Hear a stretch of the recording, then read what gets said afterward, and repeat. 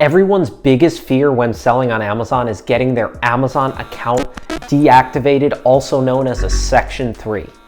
In this video, I'm going to share with you my experience about how my Amazon FBA account got deactivated, what I did to resolve the issue, and how you can implement strategy in order to prevent your Amazon account from getting deactivated. Today's video is all about keeping your Amazon account both safe and profitable. If you're new to my channel, welcome. My name is Brad Sherman. I'm a 27-year-old full-time Amazon FBA seller that turned $200 into a 7-figure business. I've been running my Amazon FBA business for 5 years, and I've built a profitable business that makes me money all day long, even while I sleep. If you're looking to do the same thing, you've landed at the right place, because on this channel, I share tons and tons of free information about how you can start and scale your Amazon FBA business, even if you're a complete beginner. Without further ado, let's jump right into it.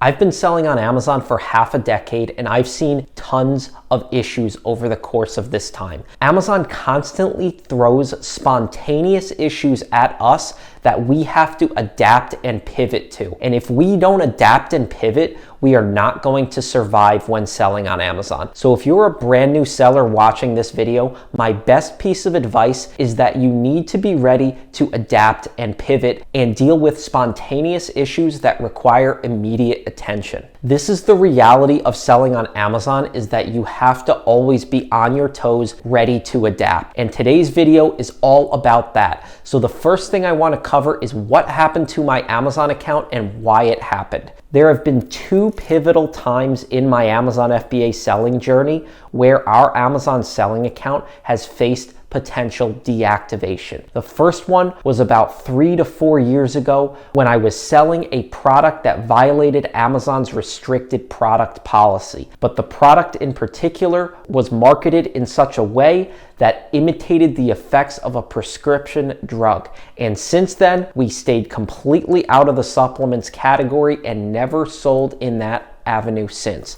Now, I'm not saying that all products in the supplements category are dangerous, but this is just a business decision that I made because I don't want to put myself at any sort of risk of dealing with that type of an issue again, because there are thousands and thousands of products out there that I can source profitably and safely. This particular product was marketed in such a way, as Amazon said, that mimicked the effects of a prescription grade drug. This was many years back, and it's an issue that I have never forgotten about, but have always kept in the back of my mind. The second time I faced Amazon account deactivation was actually for a foreign marketplace. In this foreign marketplace, I had a restricted product policy violation, and since then I have stopped selling in all foreign marketplaces outside of the United States. For those of you that don't know, Amazon recently rolled out a program called Global Synch. This is where your Amazon US-based account actually links to both Canada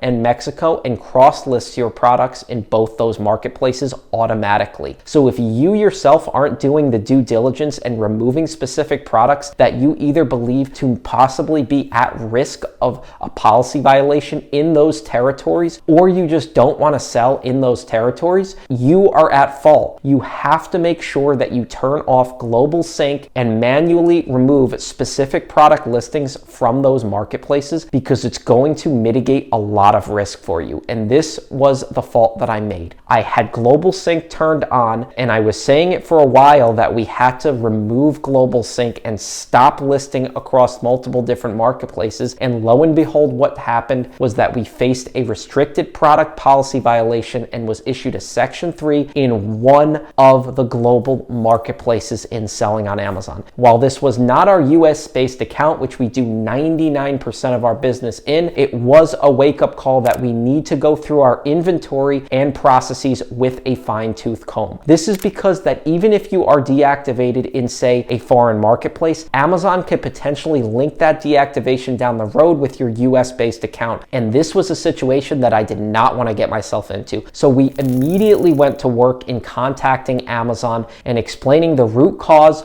the preventative measures, and what we are going to do to avoid it. We fought tooth and nail with Amazon and continuously had support agents on the phone. And if we weren't able to get a native English speaker on the phone, we would retry again to get the competent department at Amazon. And we continuously sent out these emails. The best recommendation that I would have for those of you dealing with an Amazon FBA account shutdown is that be persistent. You have to be persistent. This is not going to happen on the first, second, or third try. It's something that you have to keep submitting to Amazon, explaining, showing the proof. And anybody who's issued a Section 3, there's a reason for it. And a lot of times there is a way out of it. So you have to keep banging down Amazon's door and get through the algorithmic computers that are reading your response. My issue was a little bit different than a lot of other sellers' issues, because a lot of other sellers' issues that I'm seeing right now is they're getting Section 3s in their primary US-based account. This is one of the best parts about what we do in selling on Amazon, is that we are mitigating a ton of risk because we're not putting ourselves at risk of getting an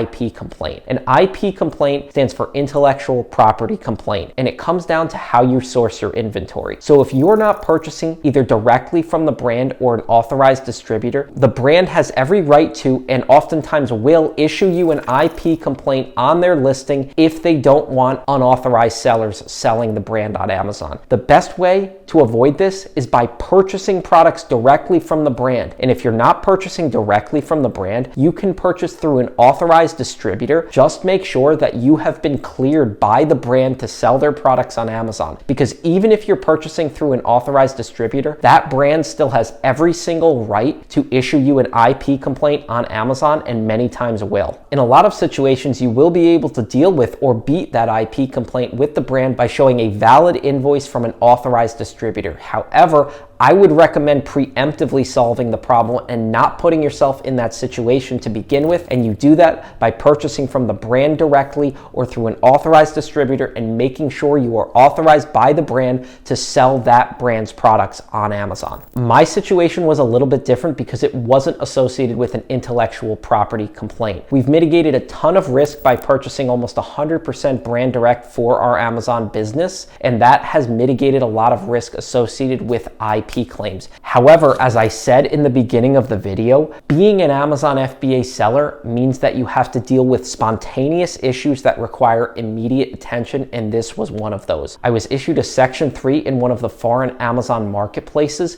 because we had a product that was cross-listed in one of those marketplaces. So what did I do? I immediately went into the Amazon account, turned off Global Sync, deleted all listings in the foreign marketplaces outside of the United States, and then at that point I had to backpedal with Amazon and explain the situation. Now, what I could have done to preemptively avoid this was, one, turn off Global Sync. It is not worth it if you do 99 or 95 or even 90% of your business in the US. If you're doing the majority of your business in the US marketplace, it is not worth the compliance risk of listing in Canada or Mexico. Number two, if you are going to sell in those foreign marketplaces, make sure you are familiar with the products that you're selling and how they are impacted by Amazon's restricted product policy. This is because Amazon's restricted product policy is different for those foreign marketplaces than it is for the United States. So you have to stay up to date and read Amazon's restricted product policy. And if you think you're selling in a category that might put yourself at a little bit higher risk of restricted product policy violation, make sure you go through their violation terms and see if it is something that's a potential issue. And if it is, I would highly recommend deleting that listing in those foreign marketplaces, especially if it's not making up much of a percentage of your total sales. In the past several months, and Amazon seems to do this almost every Q4, is they get what I call Section 3 happy. And they start issuing out sellers Section 3s, and sellers are dealing with potential account deactivations.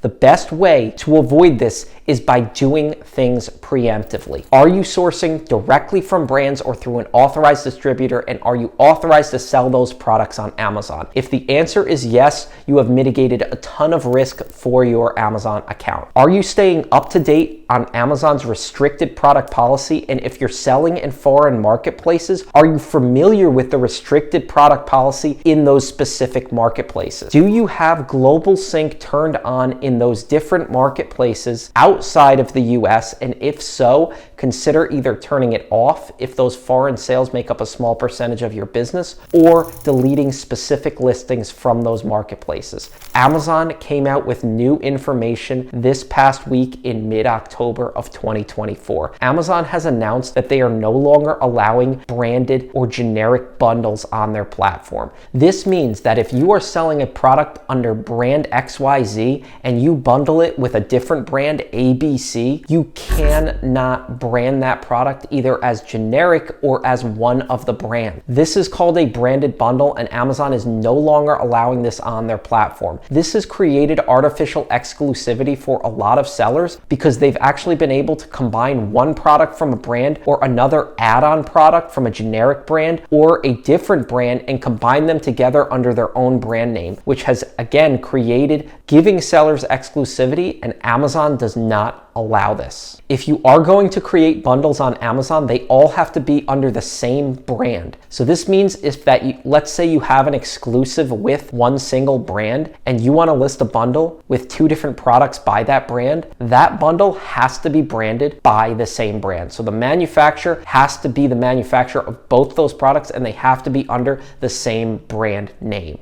And if you're not complying with these rules, you could be putting your Amazon account at risk for a Section 3. There are tons of issues that can trigger an Amazon account deactivation, and I've talked about a few and shared my experiences in this video. The best way to avoid these types of things is by preemptively solving the problem and not putting yourself in this type of a situation and mitigating risk as much as you can. This means going through your inventory frequently with a fine-tooth comb and making sure you are compliant with Amazon's policy. This being said, things do slip between the cracks, so if you are now dealing with an Amazon account deactivation or Section 3, or you're just dealing with an account health issue, make sure to get Amazon account health assurance, because this is going to allow you a grace period by Amazon. They won't shut your account down right away. They will allow you a period to submit information to them and show you some grace before they just issue you a shutdown. In addition to the account health assurance, if you find yourself in this situation, consult with professionals. There are many professional firms out there that will help you in this process. And the best piece of advice that I can give you is to be persistent. Bang down the walls at Amazon and stop taking no for an answer. You have to be persistent and expect things not on the 5th try, but possibly even the 10th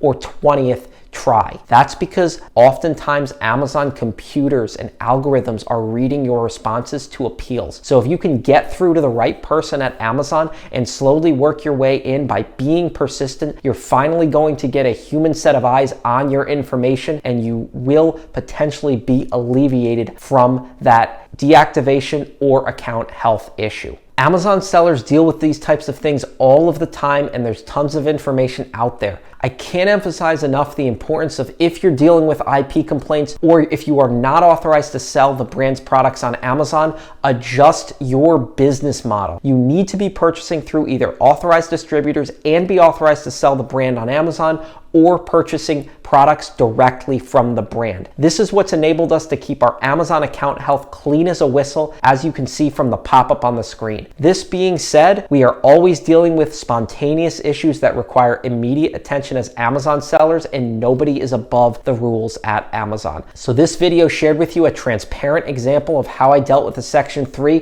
what I did to resolve it, and now my Amazon account is free of all of that. If you guys enjoyed this video and you enjoy the content that I put out, go ahead and hit that like button. It really helps out the videos in the algorithm, and it helps my team and I keep making more content. And if you guys haven't already, consider subscribing to the channel and hitting that notification bell as well to stay up to date on all future content. Check out the other videos on the channel because I cover all kinds of information about starting and scaling your Amazon FBA business. Last but not least, if you aren't following us on other social media channels like Twitter and Instagram, we're under Operation AMZ. Thank you guys for watching. Stay safe, stay healthy, and we will see you next time.